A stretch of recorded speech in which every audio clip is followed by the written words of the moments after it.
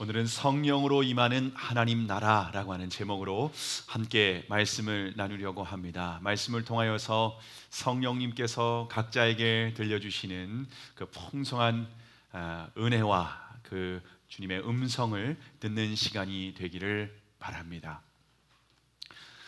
초등학교 5학년인 저의 둘째 딸이 이렇게 저에게 어느 날 질문을 했습니다. 아빠, 왜 예수님 믿어야 돼? 저는 왜 예수님을 믿어야 되는지 이렇게 묻는 그 질문을 듣고 저도 한번 깊이 생각을 했습니다. 왜 예수님을 믿어야 될까? 여러분, 왜 예수님 믿으십니까?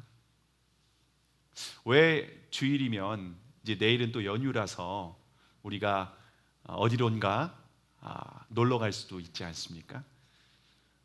금요일 날 저녁에부터 이제 연휴가 시작된다고 하면은요, 토요일, 주일, 월요일 3일을 연속으로 놀 수가 있는 황금 연휴 아닙니까? 근데 왜 황금 연휴임에도 불구하고 우리가 주일에 앉아서 이렇게 예배를 드리고 예수님을 믿어야 되는 걸까요? 이것은 예수님을 믿는 근본적인 그 이유에 대해서 묻는 아주 중요한 질문이라고 생각을 합니다. 여러분의 자녀나 혹시 주변에 있는 사람들이 왜 예수님을 믿어야 됩니까? 라고 묻는다면 뭐라고 대답하시겠습니까? 예수 믿으면 다 부자가 될까요? 예수 믿으면 다 건강하고 장수할까요? 예수 믿으면 다 좋은 대학에 들어가고 직장에서 승진할까요? 예수 믿으면 다 사업에서 대박 날까요? 정답은 사람 나름입니다. 예수 믿어도 건강한 사람이 있는가 하면 예수 믿어도 질병이 생기는 사람이 있을 수 있죠.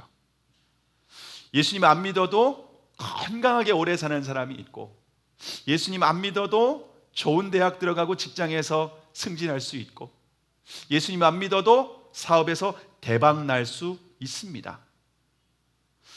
예수님 믿는 것과 이것은 어느 정도 관련이 있지만 모두 다 예수님 믿는다고 우리가 세상에서 원하는 것을 다 이룰 수 있는 것은 아니라는 겁니다. 왜 그럴까요? 왜 그럴까요? 그것은 예수님 믿는 궁극적인 목적이 아니기 때문에 그렇습니다. 자, 그러면 우리가 왜 예수님을 믿어야 될까요?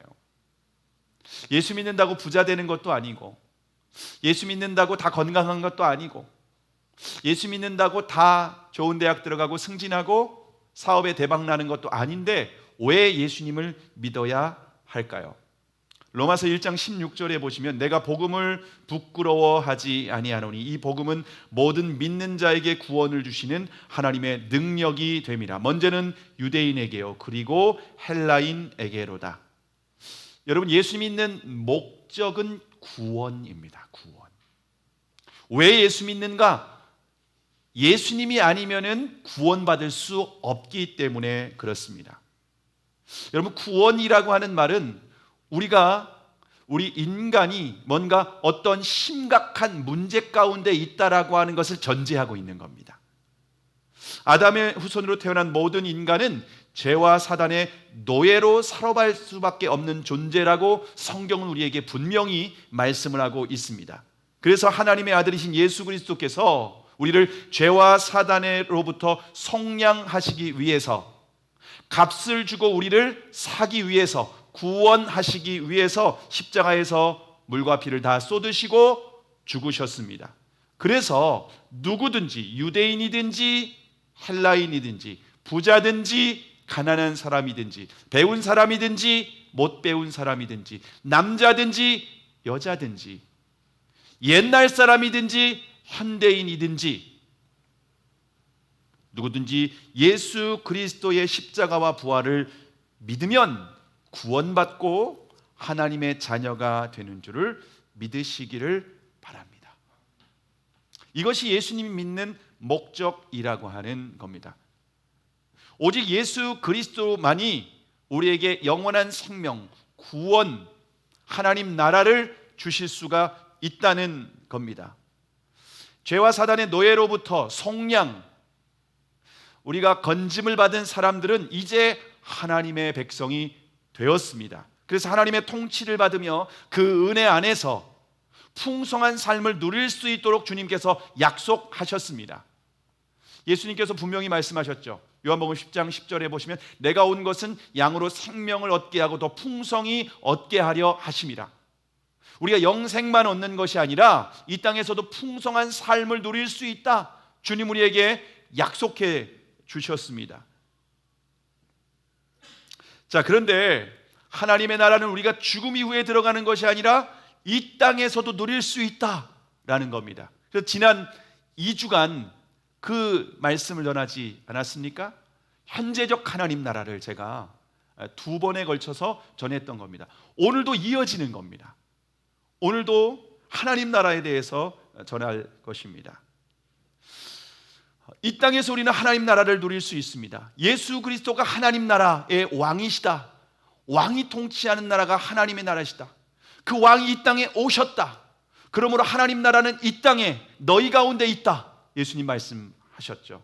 그리고 예수님께서 십자가에서 물과 피를 쏟으셨을 때에, 대가를 지불하셨을 때에, 값을 지불하셨을 때에 십자가에서 하나님 나라가 이루어졌습니다. 다시 말하면 예수님께서 죄와 사단의 노예로 살아가는 우리를 속량하셨습니다. 그래서 우리는 예수 그리스도의 십자가와 부활을 믿음으로 하나님 나라를 들어갈 수 있게 된 것입니다. 이 땅에서도 얼마든지 예수 그리스도를 주님으로 믿고 따라갈 때에 푸른 초장 쉴만한 물가, 하나님 나라, 풍성한 생명을 우리에게 약속해 주셨습니다. 그런데 문제가 있습니다. 문제가 있습니다. 그 문제가 무엇이냐면 우리의 결단과 의지로는 주님을 온전히 따라갈 수 없다는 겁니다. 결정적인 순간에 주님을 부인하고 우리의 연약함 때문에 넘어지고 우리의 본능을 따라서 선택하는 것을 우리는 한두 번 경험하게 되는 것이 아닙니다. 이처럼 우리는 죄와 사단의 유혹에 쉽게 넘어갈 수밖에 없는 연약한 존재라는 겁니다. 그래서 주님께서 하늘로 승천하시기 전에 제자들에게 어떤 약속을 하셨습니까? 누가복음 24장 49절에 보시면 볼지어다 내가 내 아버지께서 약속하신 것을 너희에게 보내리니 너희는 위로부터 능력으로 입혀질 때까지 이 성에 머물라 하시니라. 우리가 예수 그리스도를 온전히 믿고 따라갈 수 있는 우리 능력이 없다는 것을 주님은 아십니다. 우리의 결단과 의지로는 불가능하다는 것 주님 너무나도 잘 아십니다.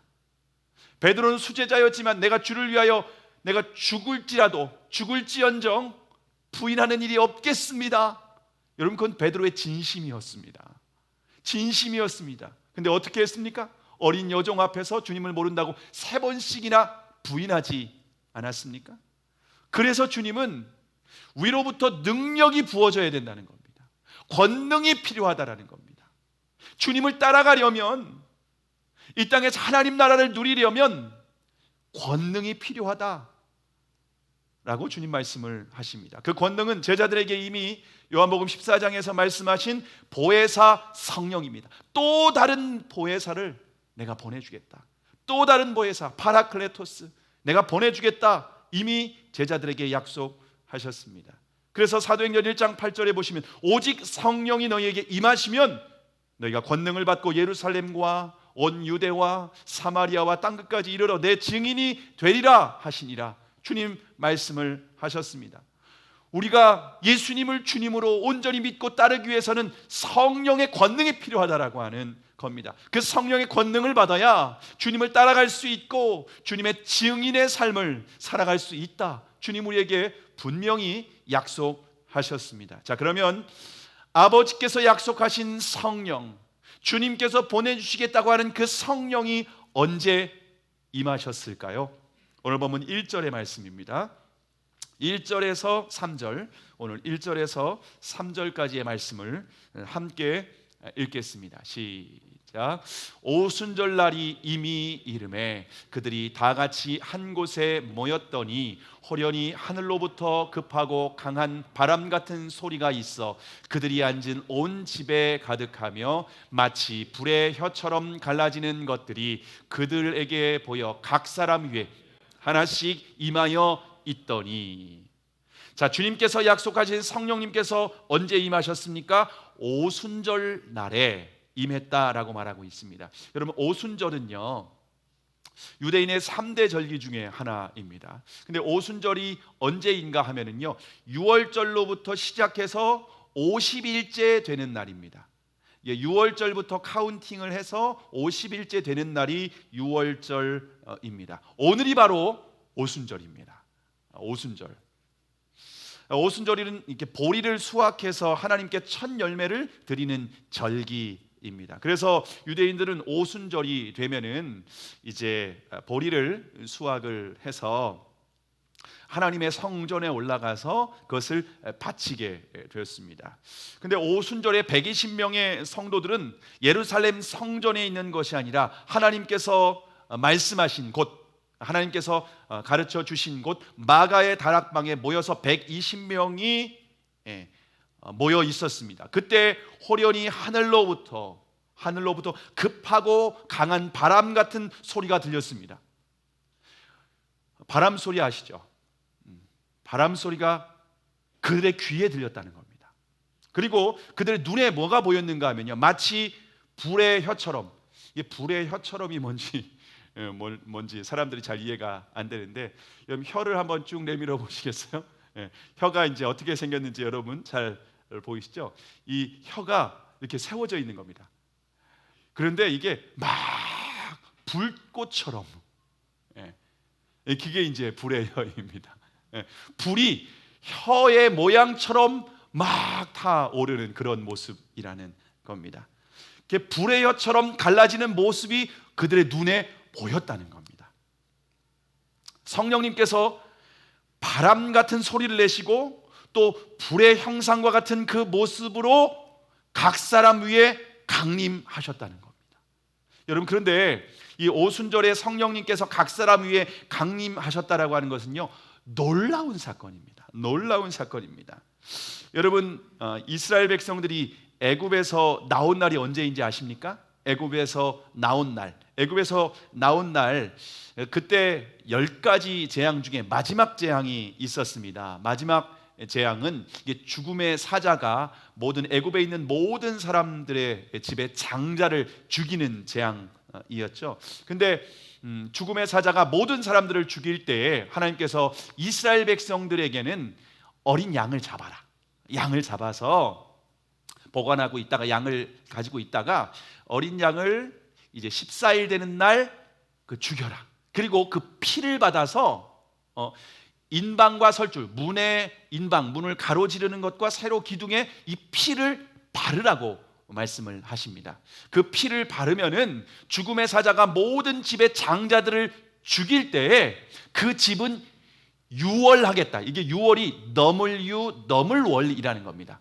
넘어가겠다는 겁니다. 영어로는 패스오버 하겠다는 겁니다. 그 집안은 죽음의 사자가 들어가서 장자를 죽이지 않고 넘어가겠다라고 말씀을 하셨습니다. 그래서 유대인들, 이스라엘 백성들이 하나님의 말씀대로 순종을 하게 되죠. 근데 그날 저녁에 애굽에 있는 모든 사람들의 집안의 장자는 다 죽였습니다.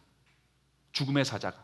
근데 장자가 죽었다고 하는 것은 그들의 집 전체가 심판을 받고 죽었다라는 것을 상징적으로 보여주는 사건이라고 합니다. 그날 밤에 바로왕 밑에서 애굽에서 430년 동안 노예로 살고 있던 이스라엘 백성들이 애굽에서 나오게 되는 겁니다. 자, 애굽에서 나온 이스라엘 백성들은요 홍해 바다를 건너서 드디어 시내산에 도착을 하게 됩니다. 시내산에 도착한 이스라엘 백성들이 하나님과 언약을 맺게 되는데요. 그런데 하나님께서 이스라엘 백성들과 언약을 맺기 위해서 불 가운데 강림하시면서 무슨 말씀을 하시는지 아십니까? 하나님께서 불 가운데 강림하실 때에 산에 아무도 올라오지 못하도록 경계하게 하십니다. 왜냐하면 죄가 있는 백성이 거룩하신 하나님 앞에 서면은 다 곧바로 심판을 받고 죽임을 당하기 때문에 그렇습니다. 그래서 모세와 아론만, 백성들은 아무도 그 산에 올라오지 못하도록 경계를 시키고 모세와 아론만 올라가서 하나님과 언약을 맺게 되는 장면이 나옵니다. 모세와 아론이 언약을 맺을 때 모든 백성들은 산 밑에서 하나님의 임재 가운데 그게 너무 두려워서 떨고 있었습니다. 자, 그 날이 이스라엘 백성들이 하나님과 언약을 맺은 날이 언제인가? 그 날이 바로 6월절로부터 시작해서 50일째 되는 날이었습니다. 시내산에서 이스라엘 백성들이 언약을 맺은 날이 바로 오순절이었다는 겁니다. 자, 그런데 사도행전의 오순절에는 어떤 반전이 있었습니까? 하나님께서 산에 계시고 모세와 아론이 올라가고 백성들은 산 밑에 다 멀리 떨어져 있는 것이 아니라 오순절에는요, 하나님이 내려오셨습니다. 하나님께서 급하고 강한 바람 같은 소리를 내시면서 각 사람 위에 임재하셨습니다. 여러분, 급하고 강한 바람 소리 같은 건요, 하나님이 급하셨던 거예요. 임재하고 싶어서, 강림하시고 싶어서 마음이 너무 급하셨던 거예요. 오랫동안 기다리고 기다리다 바로 그날이 되었다는 겁니다. 근데 하나님이 각 사람 위에 강림하셨는데 사람들이 심판받고 죽임을 당하는 것이 아니라 오히려 성령에 충만하게 되었습니다. 오히려 세술에 취한 것처럼 너무너무 기뻐하는 거예요. 너무너무 행복해하는 거예요. 어떻게 마가의 다락방에 있는 사람들은 죽임을 당하지 않고 오히려 하나님의 영광을 볼 수 있었을까요?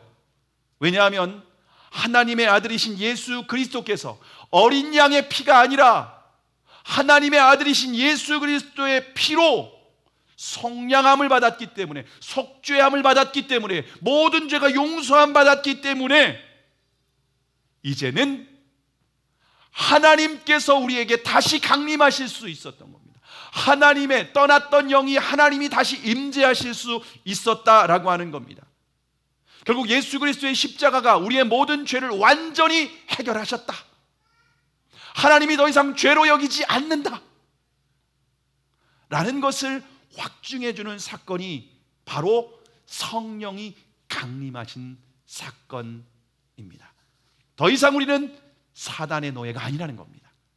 우리는 바로왕 밑에서 바로왕이 시키는 대로 거기에 끌려다니면서 두려워하면서 살아가는 죄와 사단의 노예가 아니라 이제는 하나님의 통치를 받는, 의의 통치를 받는 하나님의 백성, 의로운 백성, 거룩한 백성이 되었다라는 것을 확증해 주는 사건이 바로 오순절 성령 강림 사건인 줄을 믿으시기를 바랍니다. 자, 그러면 여러분, 하나님이 강림하셔서 이제 우리를 통치하시는데 어떻게 통치하실까요? 하나님이 통치하시는 방법, 어떻게 우리를 통치하고 다스릴까요? 사람들이 이것을 구체적으로 생각하지 않는 것 같습니다. 요한복음 14장 26절에 보시면 보혜사 곧 아버지께서 내 이름으로 보내실 성령, 그가 너희에게 모든 것을 가르치고 내가 너희에게 말한 모든 것을 생각나게 하시니라 라고 말씀하고 있습니다. 자, 하나님께서 우리를 통치하시는 방법, 하나님께서 우리를 통치하실 때 우리에게 명령하시고 말씀하시고 다스리시는데 우리의 육성에, 우리의 두 귀의 육성으로 말씀하시는 것이 아닙니다. 하나님께서 우리를 통치하시는 방법은 우리의 마음과 생각 가운데에 생각나게 하십니다. 가르쳐 주십니다. 우리 마음 가운데 감동을 주십니다. 이것을 신학적으로 성령의 감동, 성령의 조명이라고 합니다. 여러분이 말씀을 읽고 묵상할 때 성령님께서 조명해 주신다는 겁니다. 성령님께서 빛을 비추어 주셔서 그 마음 가운데 가르쳐 주시고 깨닫게 되는 겁니다. 말씀을 묵상할 때 깨닫게 되는 은혜를 주십니다. 뿐만 아니라 삶에서 그 말씀이 생각나게 하셔요. 여러분이 예배를 드리면서 찬양과 기도를 하는데 그때 하나님 마음에, 우리 마음에 감동을 주세요. 은혜를 주세요. 때로는 말씀을 통해서 여러분이 회개해야 될 죄가 무엇인지 우리의 마음 가운데에 찔림이 있게 하셔요. 죄책감이 있게 하셔요. 근데 죄를 회개하지 않고 방치하면 우리 마음 가운데 탄식하십니다. 성령님이 탄식하셔요. 우리가 소그룹 나눔이나 성도의 교제 가운데에 다른 사람의 입술을 통하여서 말씀하기도 하십니다. 선교사님의 편지를 읽을 때에 주님께서 마음에 감동을 주시기도 하십니다. 여러분이 성령님께서 우리에게 생각나시고 하시고 가르쳐 주시고 깨닫게 하시고 들려주신 모든 것을 통하여서 하나님이 우리를 통치하십니다. 하나님이 우리를 다스리십니다. 근데 우리가 그 성령의 음성에 순종하지 않으면 어떻게 하실까요? 침묵하십니다. 그분이 인격적이신 분이십니다. 여러분, 성령님의 감동을 우리가 외면하는 것, 그게 성령을 소멸하는 겁니다. 그래서 성령을 소멸치 말라. 영원히 떠나지 않으셔요. 우리를 떠나지는 않으셔요. 그러나 말씀하지 않으셔요. 왜냐하면 말해봤자 순종하지 않으니까. 그럼 우리가 하나님 나라를 누리지 못하는 거예요. 이 땅에서 하나님이 주시는 생명과 풍성한 그 기쁨을 맛보지 못하게 되는 겁니다. 여러분, 그러면 사단의 통치는 어떻게 이루어질까요? 사단의 통치. 성령님 우리의 마음과 생각 가운데에 가르쳐 주시고 생각나게 하신다고 했죠. 그러면 사단은 우리에게 어떻게 통치할까요? 요한복음 13장 2절에 보시면 마귀가 벌써 시몬의 아들 가룟 유다의 마음에 예수를 팔려는 생각을 넣었더니, 가룟 유다는 사탄의 지배를 받고 있는 상황입니다. 근데 사탄의 지배를 받고 있는 가룟 유다의 마음 가운데 사탄이 통치하는 방식은 예수를 팔려는 생각을 넣어버리는 겁니다. 여러분, 하나님도, 하나님의 통치도 우리의 마음 가운데에서 이루어집니다. 사단의 통치도 우리의 마음 가운데에서 이루어집니다. 그래서 생명의 근원이 잠언 4장 23절에 우리 마음에 있다라고 말하고 있습니다. 우리의 마음의 생각을 지키는 것이 우리의 생명을 지키는 겁니다. 하나님 나라를 누릴 것인가 아니면 사탄의 통치를 받을 것인가, 그것이 우리 마음의 생각에 달려있다는 겁니다. 가룟 유다는 그 마음의 생각 가운데에 예수님을 팔려는 생각을 사탄이 집어넣었습니다. 선택은 우리의 몫입니다. 무엇을 선택할 것인가? 가룟 유다는 무엇을 선택했습니까? 예수님을 팔려는 생각을 따라갔습니다. 거부한 것이 아니라 그 생각을 따라갔습니다. 그리고 은 30냥에 예수님을 대제사장들에게 팔아 넘겼습니다. 여러분, 참 재미있는 게 있습니다. 가룟 유다가 생각 가운데에 예수님을 팔려는 생각이 들어왔죠. 사단이 집어넣었죠.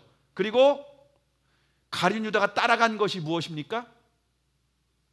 돈을 따라갔습니다. 예수님을 거부하고 돈을 따라갔습니다. 여러분, 이 땅에서도 마찬가지입니다. 우리가 예수님을 따라가는 것이 아니라 돈을 따라가면 그게 마귀의 통치, 사탄의 통치를 받는 증거입니다. 결국 종교 지도자들이었던 대제사장들이 어떻게 합니까? 그들도 여전히 사탄의 통치를 받고 있었습니다. 말씀을 줄줄줄 암송하고 매일 예배를 드리는 사람들이었음에도 불구하고 사탄의 통치를 받았어요. 그래서 하나님의 아들을 십자가에 죽이는 재판을 하고 거짓 누명을 씌우고 결국 죽이는 일에 앞장서게 됩니다. 사탄의 통치를 받으면요, 돈을 따라가게 되고 사람을 미워하고 죽이는 일에 앞장서고 열매 맺는 일을 하게 된다는 겁니다. 교회 안에 있지만, 예배를 드리지만 사탄은 여전히 우리의 생각에 집어넣습니다. 주님이 아닌 다른 것을 따라가도록 계속해서 우리에게 공격합니다. 그 생각을 붙잡고 따라가면은 결국 다른 것을 따라가게 되고 미워하고 죽이는 열매를 맺게 됩니다. 그럼 우리의 삶에 지옥과 같은 삶을 살아가게 될 수밖에 없습니다. 결국 가룟 유다는 스스로 목숨을 끊는 그런 비참한 선택을 하게 되었습니다. 자, 그러면 하나님의 통치와 사단의 통치를 어떻게 분별할 수 있을까요? 둘 다 마음의 생각을 집어넣는데 하나님도 우리의 생각 가운데 역사하고 사단도 우리의 생각 가운데 역사합니다. 그래서 분별이 중요한 거예요. 어떤 생각을 따라갈 것인가? 그래서 로마서 8장 6절에 보시면 육신의 생각은 사망이요 영의 생각은, 다시 말하면 성령의 생각은 생명과 평안이니라. 육신의 생각은, 다시 말하면 사탄이 주는 생각은 사망입니다. 마음에 기쁨과 평안이 없습니다. 우리 눈에는 정말 보기 좋은 거예요. 근사한 거예요. 사람들이 전부 다 너도 나도 할 거 없이 다 따라가고 있어요.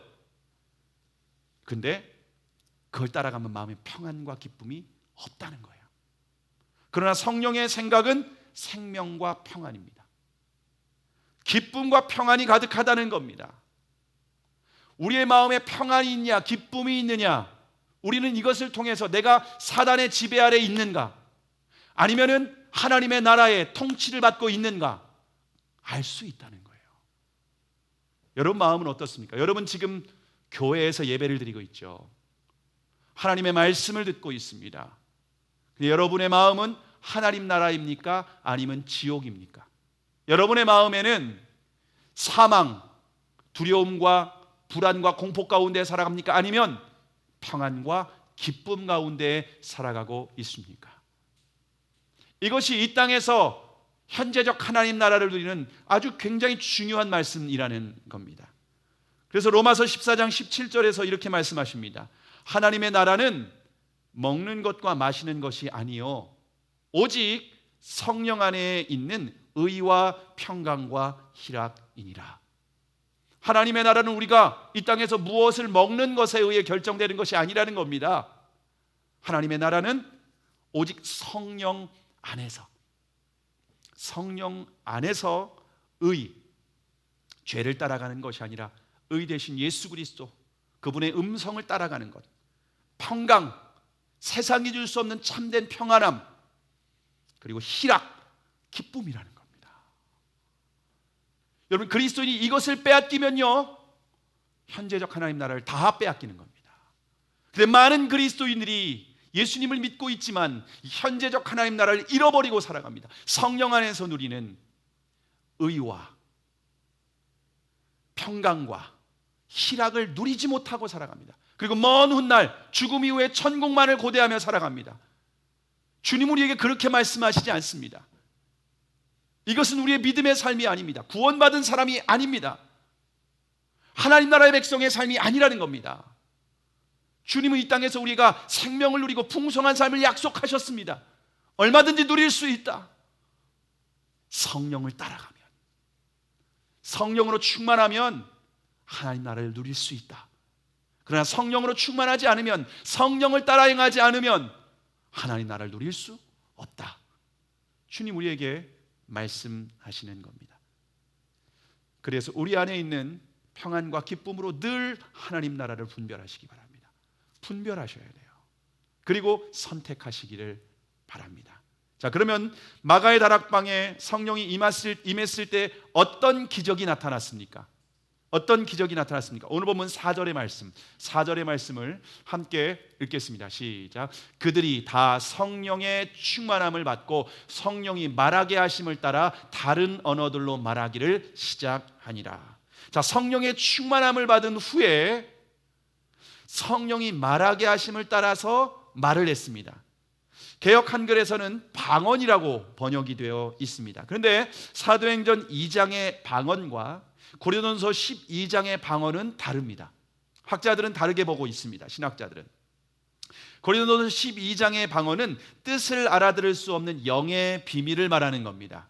하나님과 나와의 개인적인 교제 차원에서 이 방언을 통해서 깊은 교제와 풍성한 은혜를 누릴 수 있게 하시는 겁니다. 그래서 이거 뜻을 알아들을 수 없기 때문에 통역이 필요합니다. 통역을 통해서 그 방언을 해석할 수 있다는 겁니다. 그런데 사도행전 2장에서 말하는 방언은 외국어를 말하는 겁니다. 외국어. 그 당시에 흩어 살고 있던 디아스포라 유대인들이 오순절을 지키기 위해서 모두 다 예루살렘에 올라왔습니다. 그래서 9절부터 11절에 보시면은 15개 지역에 사는 유대인들이 올라왔다고 말하고 있습니다. 그들은 다 다른 언어를 쓰는 사람들입니다. 다 각각 다른 언어를 쓰고 있는 사람들인데 그들이 절기를 지키기 위해서 올라온 겁니다. 자, 그런데 성령의 충만함을 받아서 제자들이 다른 언어를 말할 때 어떤 일이 벌어졌습니까? 8절에 보시면 우리 각 사람이 난곳 방언으로 듣게 되는 것이 어찌 됨이냐. 난곳 방언, 그러니까 우리 모국어. 지금 다른 나라 흩어져 15개 나라에 살고 있던 사람들이 흩어져서 지금 사는 사람들이 예루살렘에 올라왔는데 자기 나라, 살고 있는 나라 언어로 막 들리는 거예요. 모국어로 막 들리는 거예요. 여러분, 마가다의 바랑에 있는 사람들이 영어 학원 다니지 않았습니다. 어학원 다니지 않았습니다. 근데 그들이 성령에 충만하게 되니까 방언을, 외국어를 막 말하기 시작하고 유창하게 외국어를 말하기 시작하는 거예요. 그리고 예루살렘에 올라왔던 사람들이 다 난곳 방언, 자기 나라 모국어로 지금 다 알아듣는 거예요. 이런 기적이 일어났다라고 하는 겁니다. 이것은 정확하게 어떤 사건에 반대되는 사건인가 하면요, 창세기 11장의 바벨탑 사건과 정반대 사건입니다. 인간이 악해서 하나님을 대적하고 성을 쌓을 때 하나님이 언어를 흩어버리셨죠. 그러나 그들의 죄를 사하시고 십자가에서 그들 죄를 해결하셨을 때, 하나님이 강림하셨을 때에, 성령에 충만할 때 그들이 다 하나가 되었다는 겁니다. 하나가 되었다는 겁니다. 하나님과의 관계 회복뿐만 아니라 이웃과의 관계도 회복되었다는 겁니다. 그래서 사도행전 2장 하반절에 보면 44절 이후에 보시면은요, 서로 자기 물건을 자기 것으로 하지 않고 서로 통용하면서 물건을 나누고 함께 교제하고 서로 모일 때마다 기뻐하며 하나님을 찬미했다라고 말을 하고 있습니다. 여러분, 하나님의 성령이 임재하셨을 때에 하나님과의 관계가 회복되어서 그들이 죽임을 당하지 않았죠. 심판당하지 않았죠. 예수 그리스도께 죄를 해결하셨다는 겁니다. 그리고 언어가 회복돼요. 관계가 회복이 돼요. 하나님 나라가 회복되었다라고 하는 것을 보여주고 있는 겁니다. 자, 그런데 사도행전 2장의 성령 강림 사건은 정말 특별한 사건이었습니다.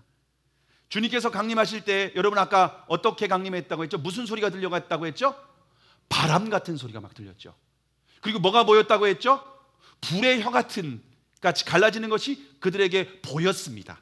그리고 각 사람 머리 위에 임하는 것이, 각 사람에게 임하는 것을 직접 봤습니다. 그리고 성령에 충만한 제자들이 유창하게 외국어를 말하게 되는 거예요. 그리고 그곳에 왔던 사람들 다 각각 자기 언어로 하나님의 큰 일을 듣고 있는 거예요. 복음을 듣고 있는 거예요. 여러분, 사도행전 2장에 있었던 성령 강림 사건은 기독교 역사에서 딱 한 번 있었던 사건입니다. 기독교 역사에서 딱 한 번 있었던 사건입니다. 이처럼 똑같이 성령 강림 사건이 반복되지는 않습니다. 성령님께서 소리로 들리고 눈에 보이고 방언을, 외국어를 막 유창하게 하고 듣는 사람들이 외국어를 자기 모국어로 다 듣고, 이런 기적은 그때 딱 한 번 있었습니다. 자, 그런데 그와 같이 똑같은 사건은 그때만 있었지만 성령 충만한 사건은, 성령이 강림하시고 임재하시는 사건은 2000년 역사 속에서 계속 반복되었습니다. 성령 충만한 사건은 사도행전 2장에서 제자들이 경험했던 그 사건과 똑같지는 않지만 성령님이 강림하시는, 충만하게 강림하시는 사건은 오늘도 계속됩니다.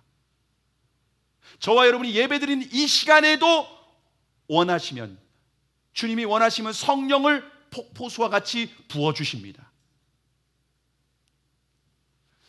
여러분, 제가 며칠 전에 한 달 전쯤에 우연히 TV를 이렇게 보다가 나이아가라 폭포에서 물이 쏟아지는 걸 한번 영상으로 본 적이 있습니다. 가보진 않았지만 영상으로 보는데도 어마어마하더라고요. 그 쏟아지는 양이라든가 배가 가까이 갈 수가 없게 되더라고요. 이 주변에 있어도 이 폭포수에서 쏟아지는 그 물방울을 맞느라고 이게 비옷을 입어야 될 정도로 어마어마한 양이 쏟아지더라고요. 근데 제가 기도할 때에 하나님이 그것을 생각나게 하시더라고요. 성령의 충만함은 이처럼 나이아가라 폭포의 폭포수와 같이 부어주신다는 거예요. 주님은 오늘도 부어주시길 원하세요. 주님은 저와 여러분에게도 부어주시기를 원하세요. 사도행전 2장의 사건과 똑같은 방식, 소리가 들리고 눈에 보이는 식은 아니지만은 성령님은 지금도 우리에게 그 어마어마한 성령을 부어주시기를 원하시는 줄을 믿으시기를 바랍니다. 자, 그러면 성령에 충만하게 되면은 사도행전 2장과 같은 똑같은 사건이 아니지만은 반복되는 증거는 무엇일까요? 성령이 임한 가장 분명한 증거는 무엇일까요? 우리가 눈에 보이지는 않아요. 귀에 들리지는 않아요. 외국어를 유창하게 말하지는 않아요. 근데 증거가 있다는 겁니다. 그게 무엇인가 하면요, 성령이 말하게 하심을 따라서 다른 언어를 말하기 시작하는 겁니다. 이것은요, 방언을 한다는 것이 아닙니다. 은사가 있다, 예언을 한다, 뭐 어떤 신유가 있다, 그런 얘기를 하는 것이 아닙니다. 성령으로 충만한 제자들의 언어가 달라졌다는 거예요. 언어가 달라졌다는 거예요. 11절에 보시면 하나님의 큰 일을 증거했다고 말하고 있습니다. 그들이 두려워서 하나님의 큰 일, 복음을 증거할 수 없는 사람들이었습니다. 근데 이제는 복음을 증거하는 사람이 되었습니다. 성령 충만함 받기 전에는 오로지 나에게만 관심이 있었습니다. 예수님을 주님으로 믿는다고 하지만은요, 누가 서로 높은지, 내가 오른편에 앉을 거야, 아니야 내가 오른편에 앉을 거야, 서로 시기하고 다투는 사람들이었습니다. 그리고 결정적인 순간에는 주님을 부인하고 도망갔습니다. 수제자였던 베드로는 어린 여종 앞에서도 주님을 모른다고 3번씩이나 부인했습니다. 그런데 성령으로 충만한 이후에는 성령님께 온전히 굴복하게 되었습니다. 그래서 성령을 온전히 따라가게 됐다는 겁니다. 저와 여러분이 십자가와 복음을 믿고 하나님 나라의 백성이 되었습니다. 이 땅에서 하나님 나라를 누릴 수 있게 되었습니다. 근데 여전히 나에게 관심이 있어요. 하나님의 뜻대로 사는 것이 아니라 내 뜻대로 살아가요. 내 자존심, 내 고집, 내 감정, 내 생각이 중요해요. 여전히 하나님은 그냥 참고예요. 주인이라고 하지만 안 돼. 주님 따라간다고 말은 하지만 실제 삶에서 따라갈 수 없는 우리 자신을 발견하지 않습니까? 근데 성령으로 충만하게 되면 성령이 이끄시는 대로 순종하게 되는 겁니다. 성령이 말하게 하심을 따라서 다른 말을 하게 되는 겁니다.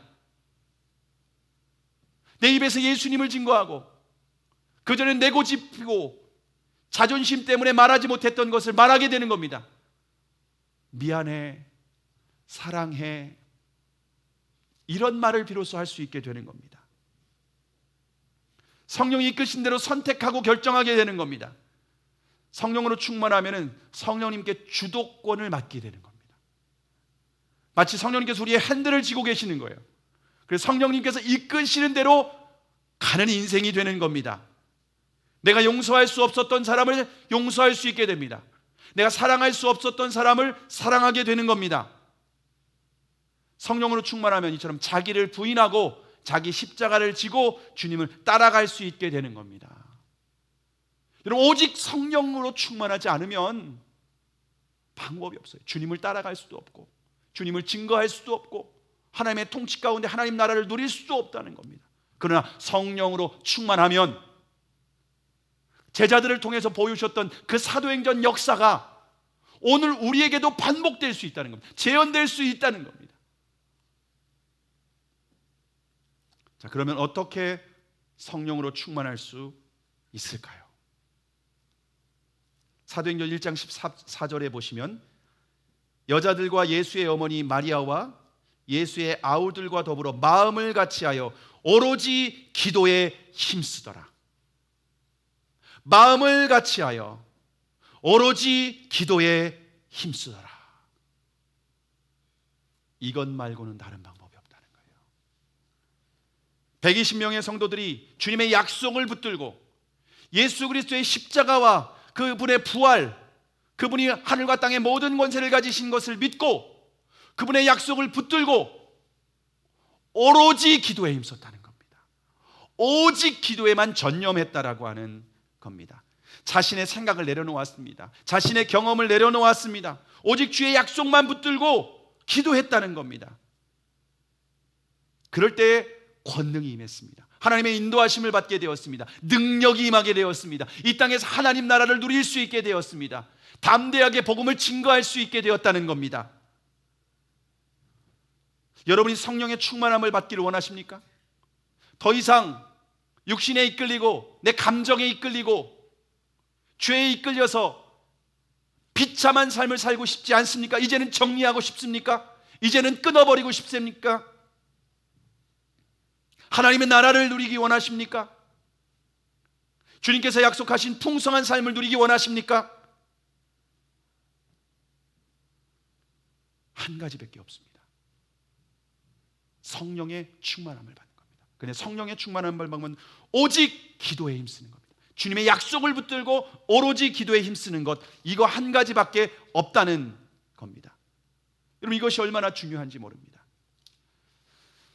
우리의 인생 가운데 성령이 아니고는 아무것도 할 수 없습니다. 성령이 아니고는 주님을 따라갈 수 없습니다. 성령이 아니고는 주님의 은혜를 누릴 수 없습니다. 성령이 아니고는 그리스도인의 삶을 살아갈 수 없습니다.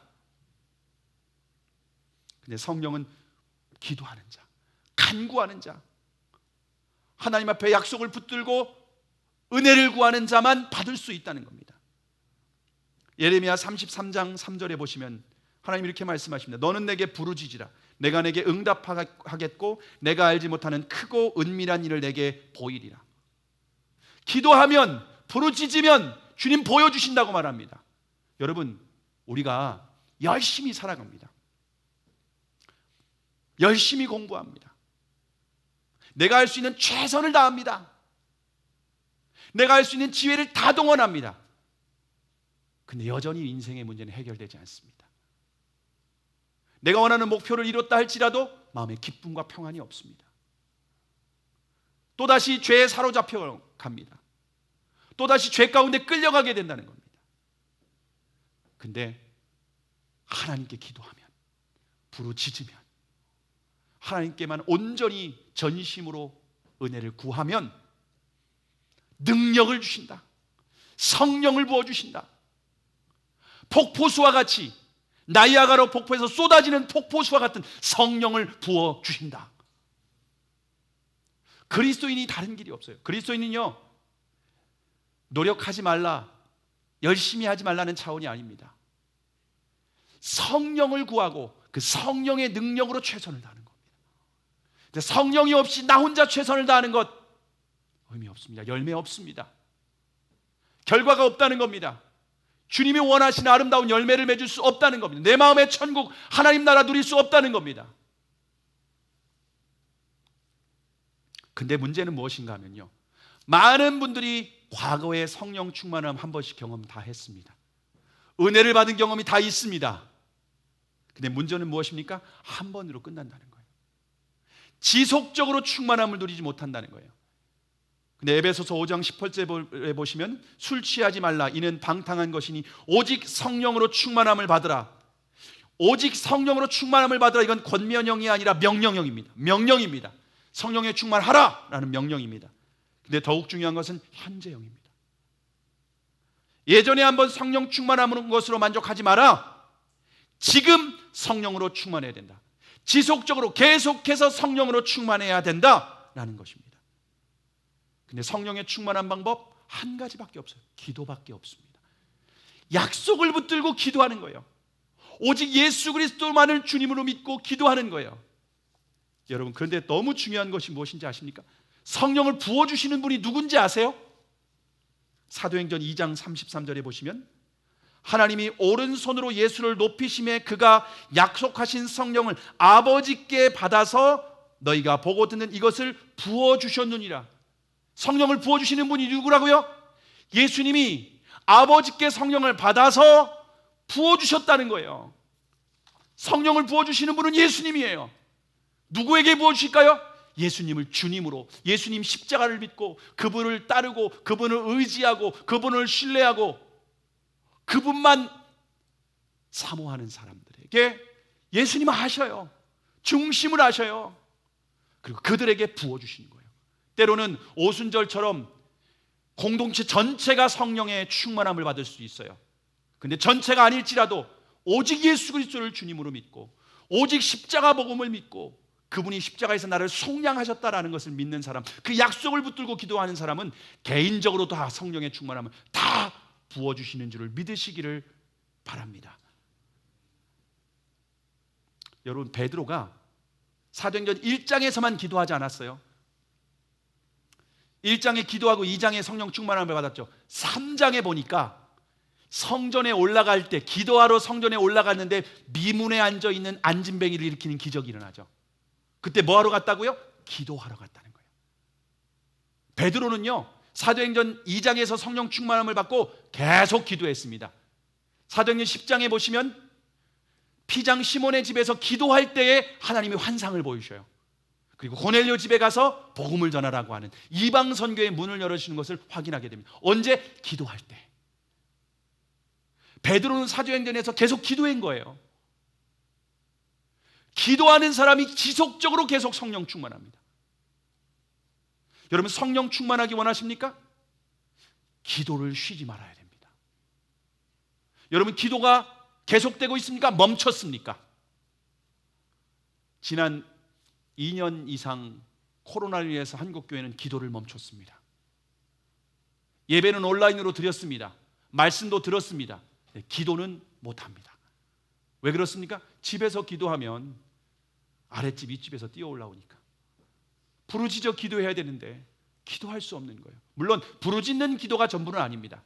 여러분이 조용히 기도해도 하나님은 역사하십니다. 근데 지난 2년 동안 기도가 멈췄습니다.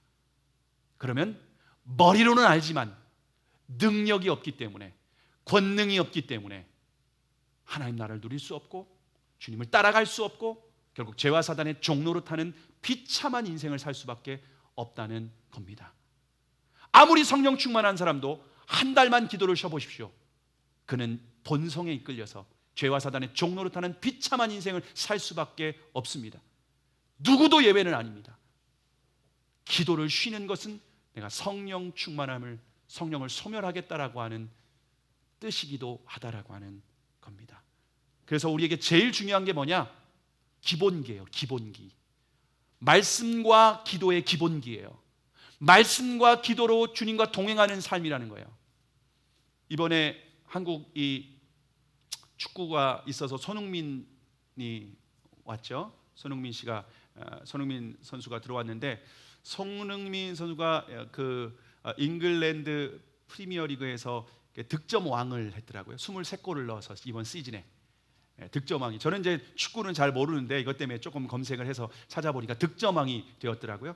근데 손흥민이 어떻게 월드 클래스가 되었는지 그 묻는 질문에 모두 다 한결같이 하는 말이 뭐냐면은 손흥민의 아버지 손웅정 씨의 축구에 대한 가르침 때문이었다라고 한결같이 고백을 합니다. 나는 아버지 때문에 오늘의 내가 있다, 이런 얘기를 합니다.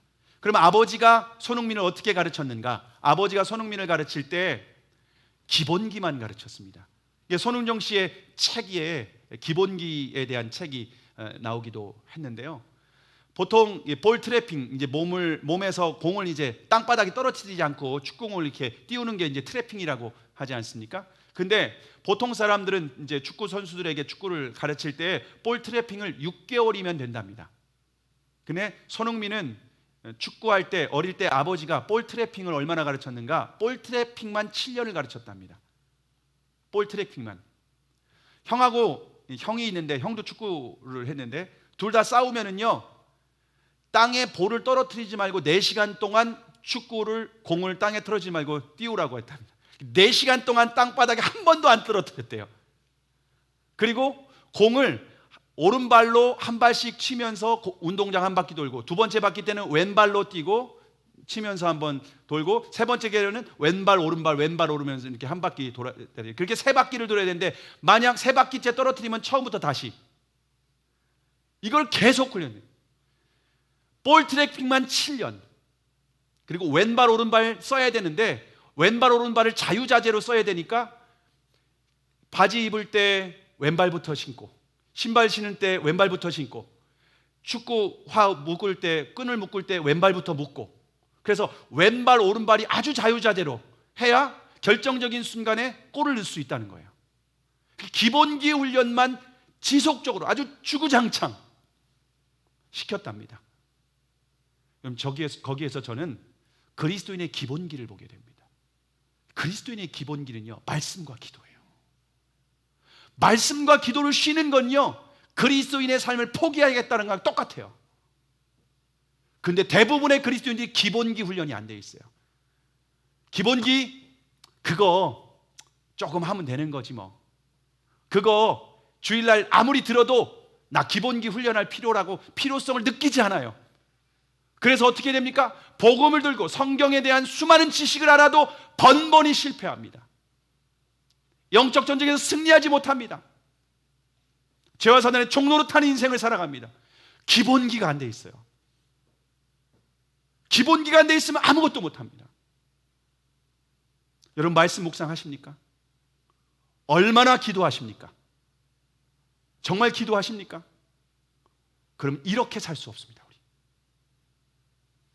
우리 은혜와 경격, 하늘의 기쁨과 하늘의 감격을 누리면서 살아갈 수 있습니다.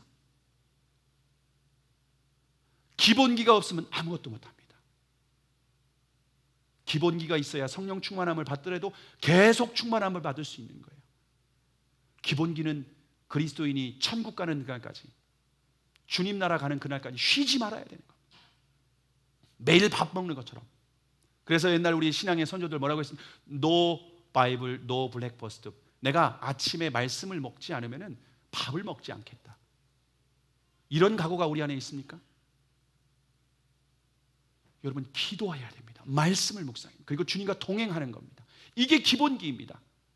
이거 없이는 여러분이 설교를요, 아무리 많이 설교를 1년 동안 하루에 설교를 수십 편씩 듣고 여러분이 경건서정을 수백 권을 읽고 지식적으로는 알 수 있지만 은혜를 누리는 건 불가능합니다. 권능이 없으면 아무것도 안 됩니다. 그래서 주님께서 성령을 보내주셨습니다. 제가 개척하고 하나님께서 가르친 것은 복음만 가르치셨어요. 그리고 매일 새벽 쉬지 않고 기도하는 것. 매일 새벽 무슨 일이 있어도 1시간은요 제 기도의 자리를 떠나지 않습니다. 무조건 기도합니다. 아무리 피곤해도, 아무리 지쳐도 복음, 말씀, 기도, 그리고 주님과 동행하는 삶. 여러분 이 기본기를 다시 시작하시기 바랍니다.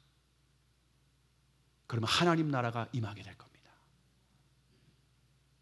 다시 시작하는 겁니다. 오늘 성령 강림 주일 저와 여러분에게 주님께서 말씀하시는 것, 기도와 말씀으로 주님과 동행하는 삶, 그것부터 다시 시작하라. 기본기를 다져라. 오직 성령만이 우리의 유일한 힘이다. 직분 상관없습니다. 목사님, 장로님, 권사님 아무 상관없습니다. 기도하지면은 죄와 사단의 종노릇하는 겁니다. 하나님 나라를 누리는 유일한 비결, 기도와 말씀으로 주님과 동행하는 것, 이 하나밖에 없다는 겁니다. 이것은 소리가 이 땅에서 하나님 나라를 맛보며 영원히 그 하나님 나라를 사모하며 그 하나님 나라의 완성을 위해서 살아가는 저와 여러분의 삶이 되기를 주님의 이름으로 축복합니다. 기도하시겠습니다.